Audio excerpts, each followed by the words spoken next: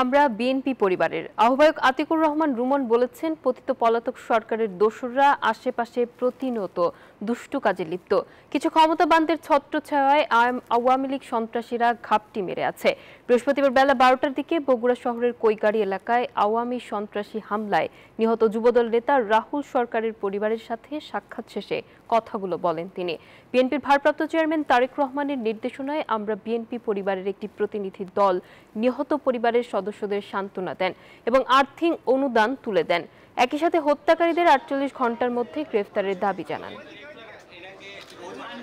আমাদের কিছু ক্ষমতাবান লোকের ছত্রছায়ায় এই আওয়ামী সন্ত্রাসীরা ঘাপটি লেগে বসে আছে। এরা প্রতিনিয়তই দুনিয়ার দুষ্ট কাজ করছে। দোষরদের বিরুদ্ধে মামলা থাকা সত্ত্বেও আপনারা ধরছেন না, আপনারা তাদের আটক করছেন না বলেই আজকে এই যুবকের এই পরিণতি হয়েছে। বান্ডেল থাকলে প্রতি সেনমানিতে টাকা বাঁচবে। বিকাশ সেনমানি বান্ডেল কিনে জিতুন প্রতি লেনদেনে।